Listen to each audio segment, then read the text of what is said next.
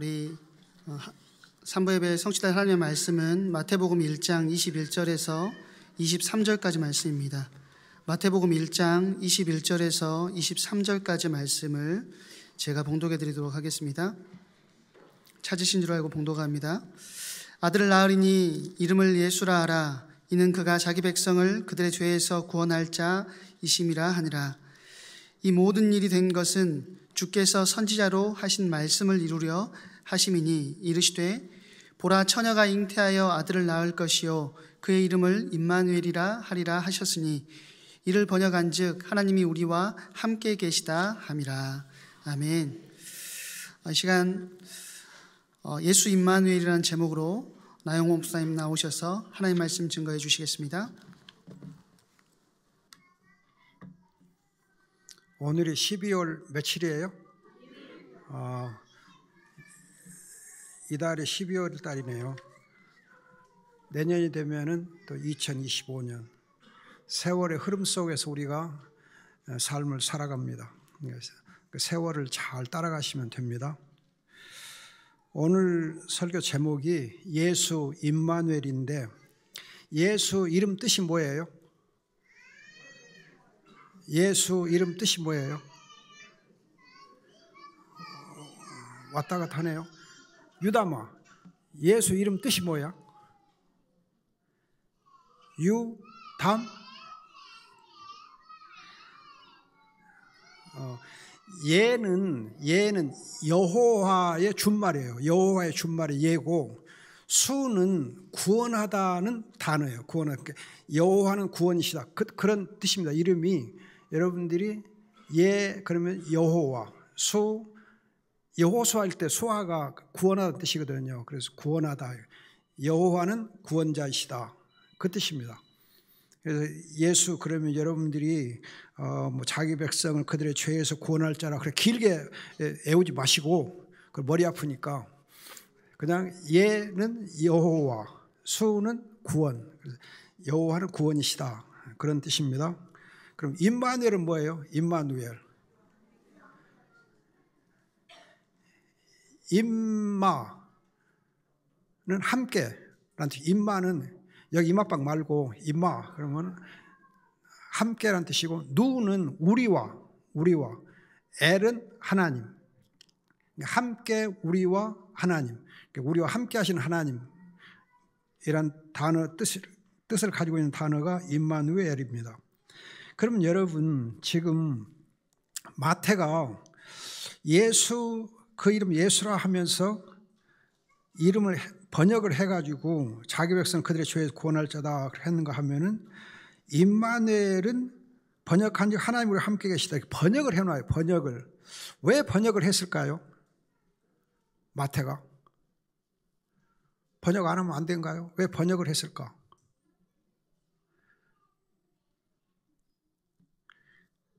번역을 왜 했을까?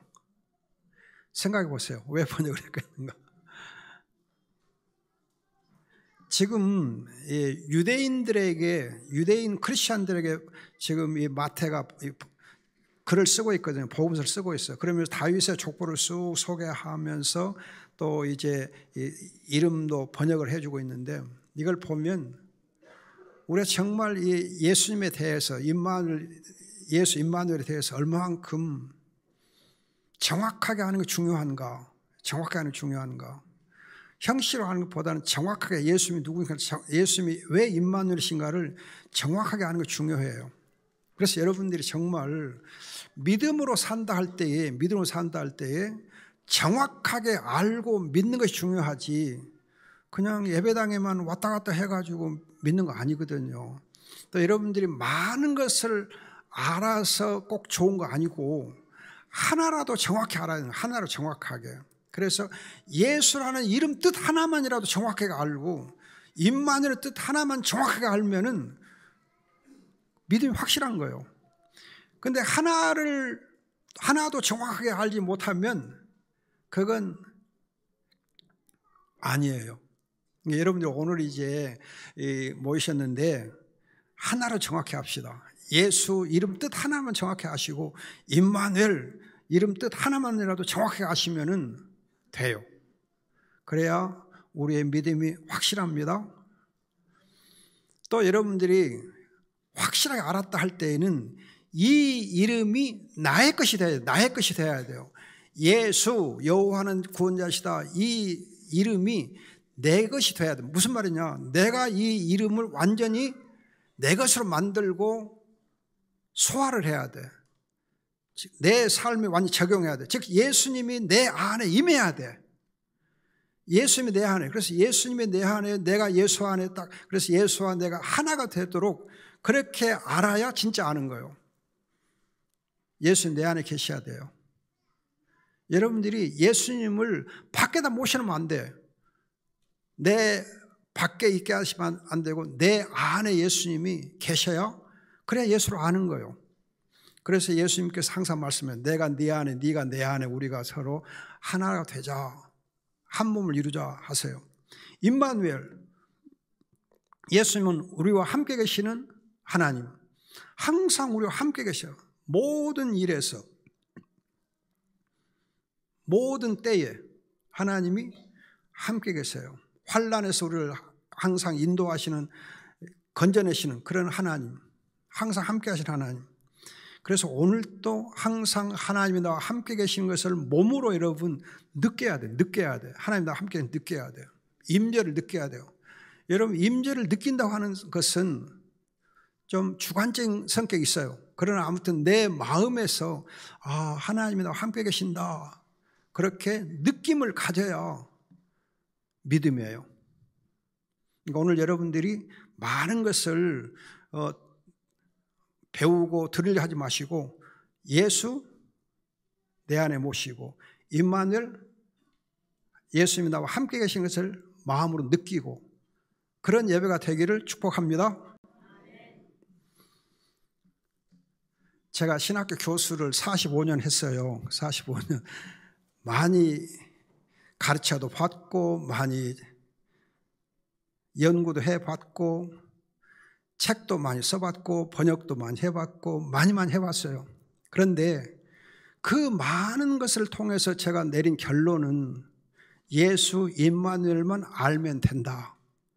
다른 많은 지식 필요 없고 예수 임마누엘만 알면 된다, 그거예요. 그런데 오늘 제가 말씀드리고 싶은 것이 있습니다. 뭐냐면은 제가 그동안 45년 동안 예수님을 가르쳤고 증거했고 하는데 오늘 새로 깨달은 것이 있어요. 정말 너무 늦게 깨달은 것이 있어요. 두 가지를 깨달은 것이 있어요. 그걸 오늘 특별히 말씀드리려고 그래요. 두 가지 깨달은 거. 내가 그동안 알지 못했던 것, 깊이 생각하지 못했던 것 두 가지. 여러분들도 제가 뒤늦게 깨달은 이것을 다시 한번 깨달으시면서 함께 은혜가 됐으면 좋겠습니다. 우선 여러분, 기독교라고 하는 종교는 세상 사람들이 볼 때에는 정말 엉터리 같은 종교예요. 엉터리 같은 종교예요. 왜냐? 십자가에 예수님 못 박혀 죽지 않아요? 그럼 십자가 못 박혀 죽는 그 예수님 십자가로 처형, 형벌은 반란죄를 일으킨 가장 큰 악을 행한 노예가 받는 형벌이 바로 십자가형이에요. 그러니까 노예가 아닌 사람은 반란죄를 범해도 십자가형에 처해지지 않아요. 보통 일반 사람은 처형이 되지 않아요. 따라서 예수님께서 십자가상에 처형을 받았다, 그 말은 행악자 중에서 가장 악한 행악자, 또 노예보다도 더 못한 천한 사람으로 죽은 거예요. 처형당한 거예요. 그런데 이렇게 가장 악한 행악자로 노예보다 못한 사람으로 처형받았던 이 예수님을, 십자가 처형받은 이 예수님을, 그 예수님 십자가를 여러분 목에다 십자가 걸고 다니는 분들, 우리 성도님들 계시죠? 십자가를 목에다 걸고 자랑스럽게 걸고 다녀요. 또 어떤 분들은 여기 배지를 이렇게 타고 십자가를 자랑하고 다녀요. 교회에도 십자가 탑 세워놓고 자랑하고 다녀요. 십자가를 그렇게 혐오스럽고 수치스럽고 비참한 그 십자가를 뭐가 좋다고 자랑하고 있는지 참 그게 기독교예요. 여러분 정신 나가지 않고서는 이 십자가를 자랑할 수가 없어요. 노예보다 더 천하게 취급받고 가장 혐오스럽게 수치스럽게 죽었던 그 십자가의 죽음을 우리가 자랑해요. 사도 바울은 여러분 고린도서 2장 2절과 6장 14절, 갈라디아서 6장 14절에서 이 십자가만 알겠다, 이 십자가만 자랑하는 거예요. 오직 십자가 무한 영광일세, 그렇게 자랑하는 거예요. 그래서 사도 바울이 말하길 나는 연병이다, 미친놈이다 그랬거든요. 정말 사도 바울이 미치지 않았더라면 이렇게 예수님의 십자가를 자랑할 수가 없는 거죠. 우리도 여러분 세상 사람들 알지 못하는 그런 머리와 마음을 가지고 있어가지고 예수님을 자랑하고 사랑하고 십자가를 붙잡고 있는 거거든요. 자랑하거든요. 이건 놀라운 하나님의 은혜예요. 하나님께서 우리에게 이런 마음을 성령으로 깨닫게 하지 아니하시면 어떻게 우리가 십자가를 믿겠어요? 십자가 주님을 우리가 자랑할 수 있겠어요?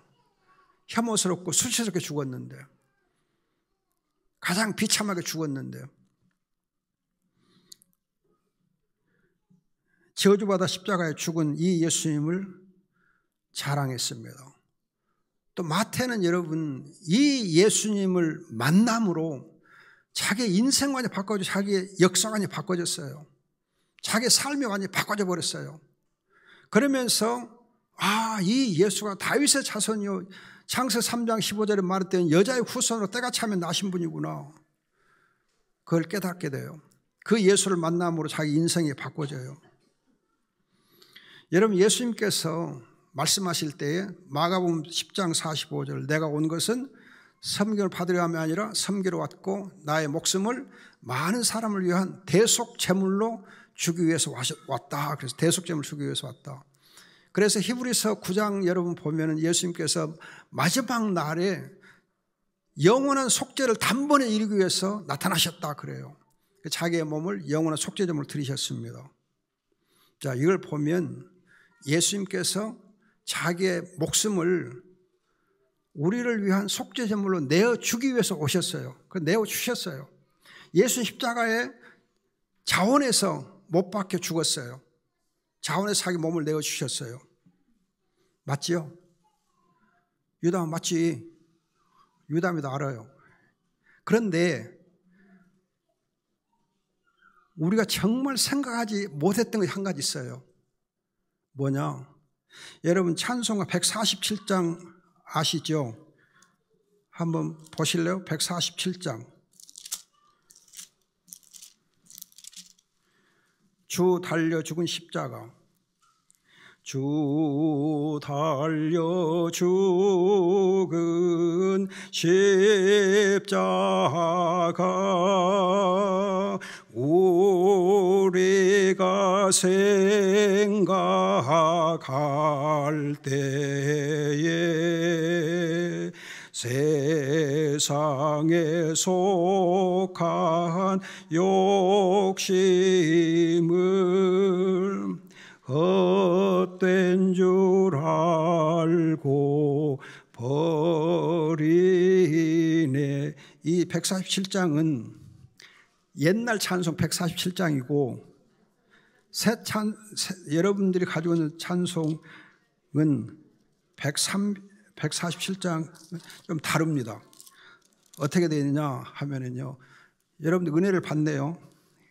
147장은 거기 너 있었는가, 그때에 주가 그 십자가 달릴 때 거기 너 있었는가 그때에 주가 그 십자가에 달릴 때, 거기 보면은 그때에 너 십자가에 달릴 때, 십자가에 주가 달릴 때 그때 거기 있었는가. 이 찬송은 뭘 의미하느냐 하면은요,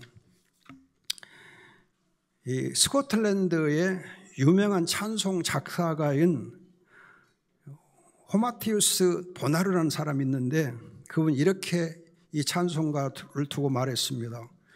거룩한 피 내가 흘리게 했네.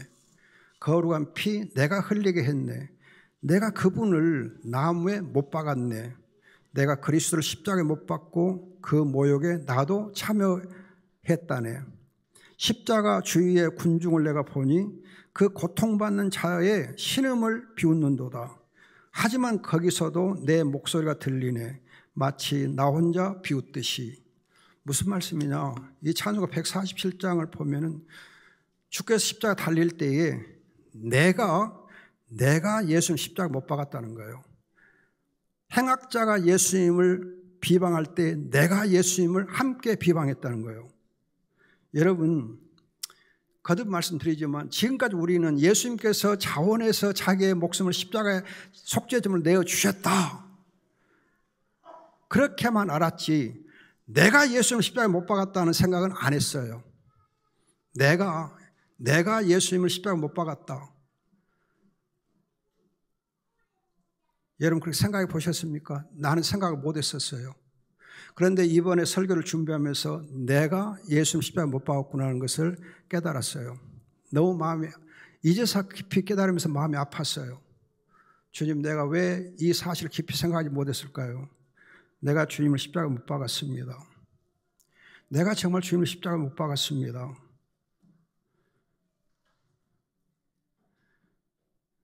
그러고 나니까 제 마음에 십자가가 온전히 새겨지더라고요. 십자가 은혜가 이제 알게 되겠더라고요.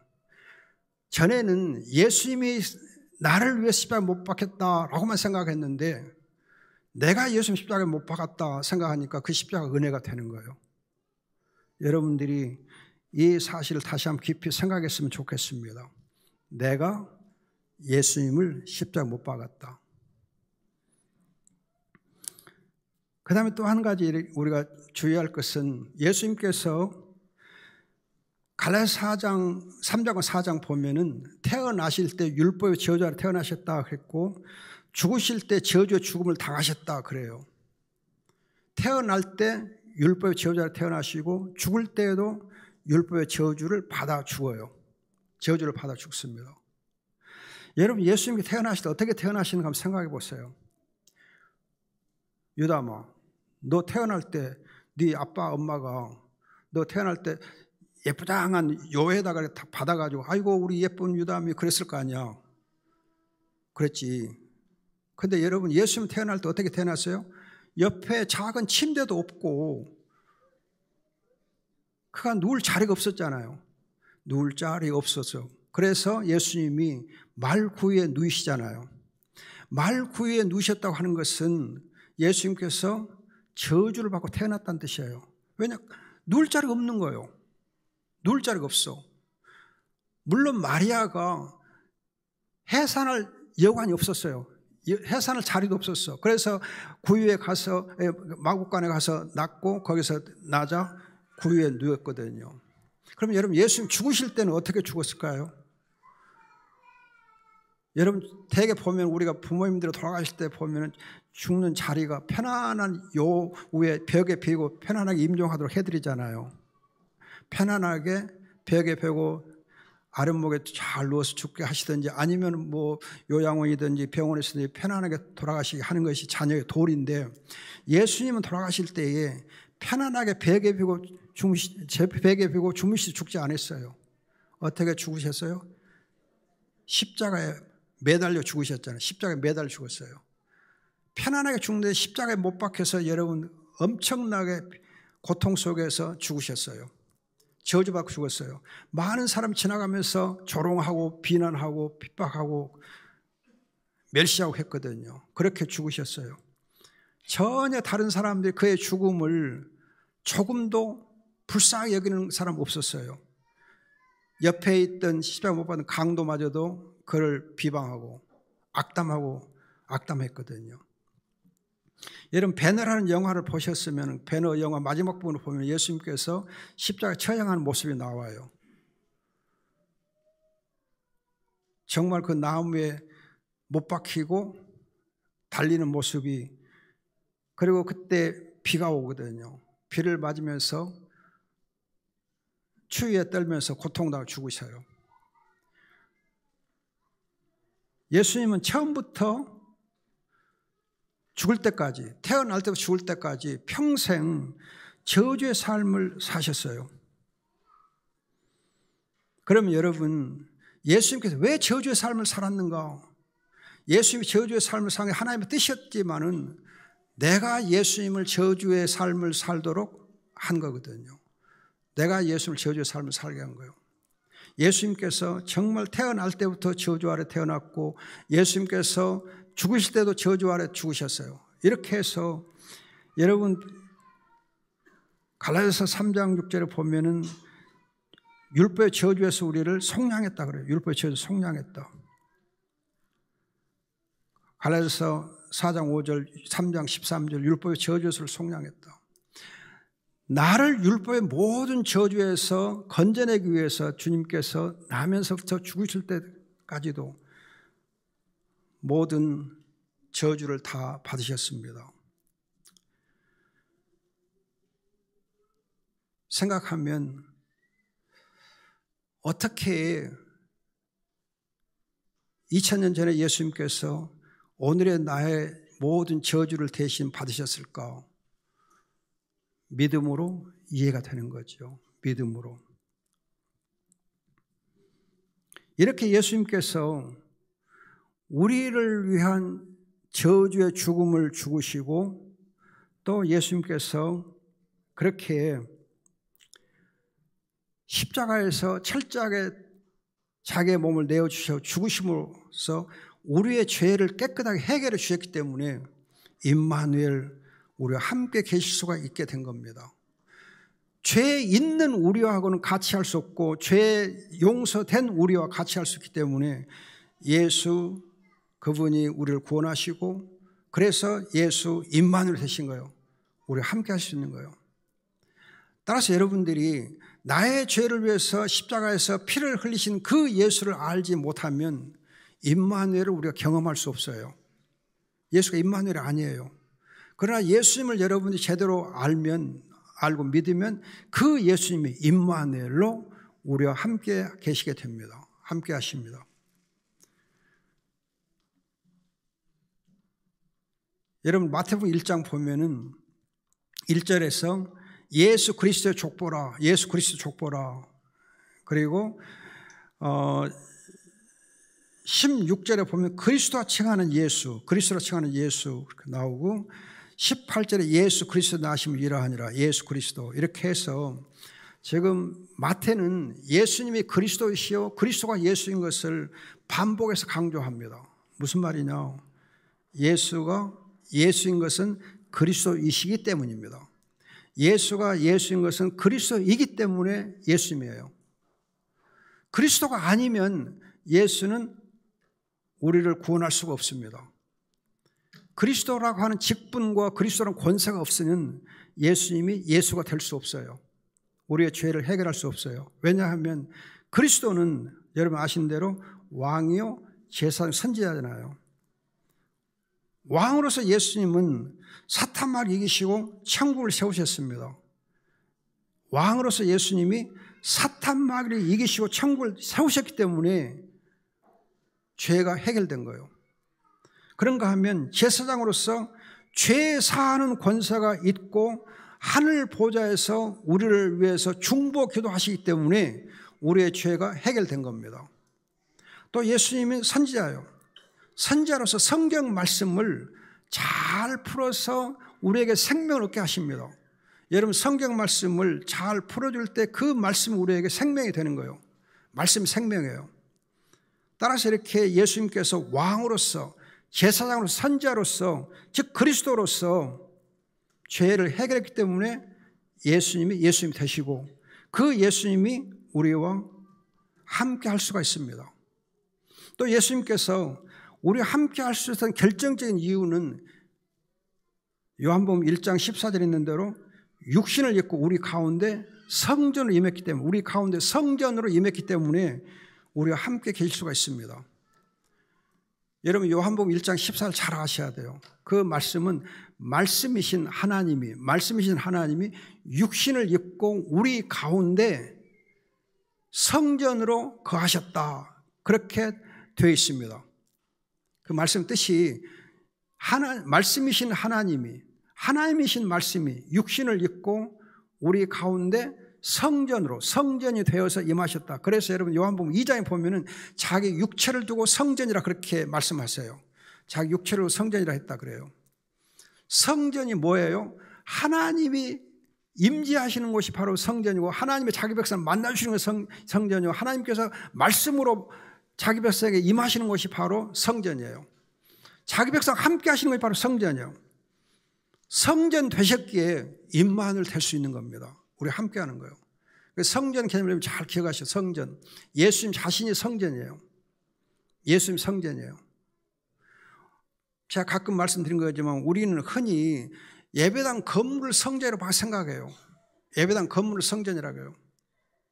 만일 여러분들이 예배당 건물을 성전으로 한다면은 이 땅에서 가장 아름답게 하나님이 짓게 하신 성전은 예루살렘 성전이었어요. 예루살렘 성전. 예루살렘 성전처럼 아름다운 성전이 없었어요. 정말 모든 백성들이 최선을 다해서 다윗부터 준비해가지고 지었던 성전이 예루살렘 성전이거든요.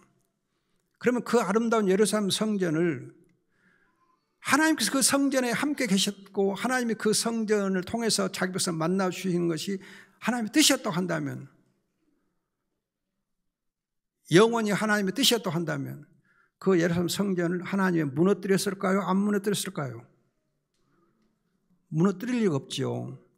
그런데 하나님이 그 예루살렘 성전을 철저하게 돌 하나도 돌 위에 남지 않게 허물어 버리시거든요. 완전히 허물어 버렸어요. 그리고 그 성전이 다시는 지어지지 못하게 하시고, 또 지었더라도 지금 예루살렘 성전, 예루살렘 가보면은 교회가 차지하고 있어요? 아니면 누가 차지하고 있어요? 이슬람이 뺏어갖고 차지하고 있거든요. 여러분, 하나님이 그 성전을 기뻐하시고 좋아했으면 그 성전을 이슬람한테 넘겨주었어요? 안 넘겨주었어요? 안 넘겨주시죠. 넘겨줘 버렸어요. 야, 너나 가져라. 왜? 나한테는 쓸모없다. 하나님이 나한테는 이 성전 쓸모없다 하고 버리신 거예요. 대신에 하나님이 예수님의 몸을 성전 삼았고, 예수님과 함께하는 우리 성도들을 하나님의 성전 삼았다고 고린도서 3장 6장에 말씀해요. 우리가 하나님의 성전이거든요. 우리가 하나님의 성전, 우리 성도들의 모임인 이 교회, 즉 성도들의 모임을 교회라 그래요. 여러분, 교회란 말이 교회당과 교회는 달라요. 교회는 성도들을 두고 교회라 그래요. 성도들이 모여서 예배하는 장소는 교회당이라 그러고, 교회는 성도들 자체를 교회 그래요. 그래서 교회가 하나님의 성전인 거예요. 교회당의 성전은 아니에요. 주의하셔야 돼요. 따라서 여러분들이, 내가 늘 말씀드린 거지만은 하나님의 성전인 이 예수님의 몸, 또 예수의 몸인 성도들 안에 하나님 함께 계시는 거예요. 예수님 함께 계시는 거예요. 예배당을 통해서 하나님이 임재하시고 말씀하시는 것은, 물론 예배당을 하나님이 귀하게 쓰시기는 해요. 쓰시긴 하지만은 예배당 자체를 여러분들이 너무 우상시하면 안 돼요. 한국교회의 가장 큰 약점이 뭐냐? 예배당을 너무 우상화하는 거예요. 예배당을 너무 우상화해요. 예배당 그냥 예배당만 지으면 다 성공할 것처럼 생각해요. 목사님들이 그냥 예배당만 잘 지으면 성공한 목회한 것처럼 생각해요. 그 목사님들은 다 실패했어요. 여러분이 예배당을 우상화했던 모든 목사들은 다 실패했어요. 철저하게 실패했어요. 안 돼요. 정말 주의하셔야 돼요. 제가 이렇게 강조하는 이유는 여러분들이 한국교회가 정말 깨어나야 돼요. 한국교회가 정말 깨어나고, 한국교회가 제대로 성경을 제대로 알고, 정말 하나님을 제대로 알고 교회를 섬겨야 돼요. 한국교회 이대로 가면 안 돼요. 소망 없어요. 오늘 저희 교회에, 창평 에덴동산 교회에 제주도에서 몇 분이 무슨 일이 있어서 오셨어요. 5분이 오셔서 같이 참석했는데, 그분들은 뭐 열방대학 무슨 간사들이라고 그러더라고요. 아마 그 예수 전도로 관계가 있는 것 같던데, 아무튼 그분들이 오셔가지고 같이 예배를 드렸는데, 예배 드리고 나서 그분들이 하시는 말씀이, 와, 이 교회 와서 소망을 봤다 그러더라고요. 소망을 봤다. 한국교회 소망을 봤다. 그러면서 굉장히 감동했다고 말씀해 주셔서 너무 부끄럽게도 감사했어요. 그래서 그분들이 하시는 말씀이 이 교회는 10명 안팎의 성도들밖에 안 모이는데 어떻게 선교사님들을 15명 이상을 후원하고, 여러분 우리 11월 달에 선교사들을 후원한 것이 1,600만 원 후원했어요. 그럼 10명의 성도 1,600만 원 후원했으면 엄청 많이 한 거죠. 전체 예산 전부 우리는 100% 다 선교사님들 후원해요. 저는 1푼도 교회에서 받지 않아요. 사례 안 받아요. 오히려 헌금을 열심히 해줘요. 아무튼 저희 교회가 조그마한 교회이지만은 15명의 선교사를 후원하고 11월에는 뭐 선교사 중에 무슨 일이 있고 이러고 해가지고 1,500여만 1,600만 원인가 후원해 줬어요. 또 여러분 페루에서 어떤 선교사님 오신 부부가 이제 왔다 갔는데 그분들이 거의 70대 중반에 속한 그런 여자 선교사님 그랬어요. 근데 이분이 페루에서 얼마나 수고를 많이 했든지 무릎이 그냥 완전히 나가버렸어요.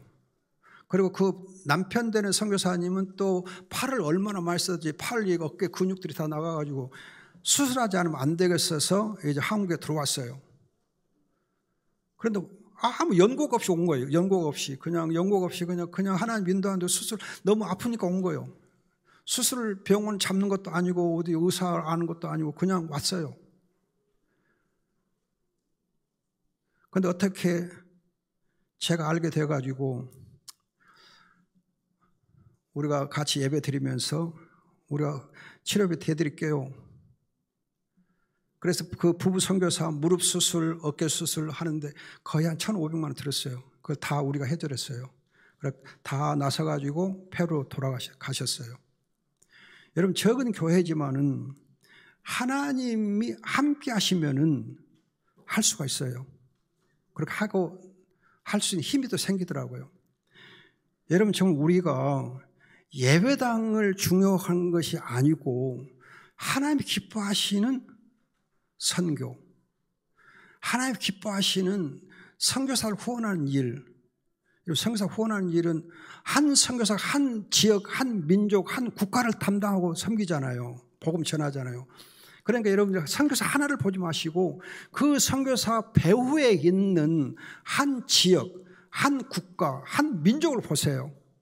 그래서 우리가 한 선교사를 후원하게 되면은 한 지역과 한 민족과 한 국가를 위해서 헌금한 것 같아요. 그래서 여러분들 내년도에 예산을 세우실 때는 선교비에 여러분 정말 인색하면 안 돼요. 좀 넉넉하게 선교사를 후원하세요. 이 예일교회가 그래도 사이즈가 있고 큰 교회인데 선교사 한 사람도 후원하면서 10만 원, 20만 원 그렇게 쪼잔하게 하지 마세요. 그건 부끄러운 거예요. 저희 교회 조그마한 교회지만 최하 30만 원, 50만 원, 100만 원, 150만 원 그렇게 해줘요. 선교사 후원할 때. 그래서 매월 900만 원 나가요. 900만 원. 정기적으로 나가는 게 900만 원 나가요. 그래서 15분의 선교사들을 30만 원, 50만 원, 150만 원 그렇게 후원하거든요. 한 선교사 150만 원 후원해줘요. 그리고 다른 선교사 50만 원, 30만 원 이렇게 해줘요. 30만 원 해주는 선교사님들도 혹시 어려움 있으면 특별하게 또 후원을 해줘요. 말만 하면 후원해줘요. 그렇게 열심히 하다 보니까 교회가 하나님이 함께 하시는 교회가 되더라고요. 은혜 받고. 육신을 입고 우리 가운데 임하신 예수님, 임마누엘, 우리가 성전을 임하신 거예요. 우리를 성전 삼아 우리 가운데 함께 하신 거예요. 우리 몸이 성전이고 우리 교회가 성전, 예일교회가 성전인 거예요. 이 안에 함께 계시는 거예요.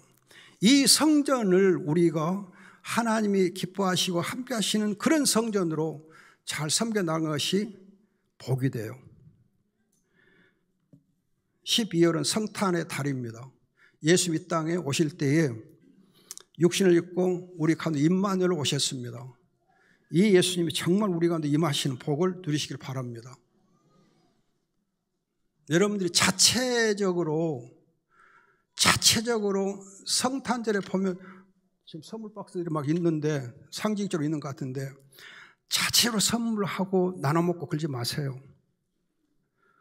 우리끼리 선물 주고받고 나눠 먹지 마세요. 성탄절에 우리가 선물을 지역사회 또는 다른 불신자들 아니면 다른 선교사들을 위해서 헌금을 보내주고 그러세요. 선물은 주고받는 건 낭비예요.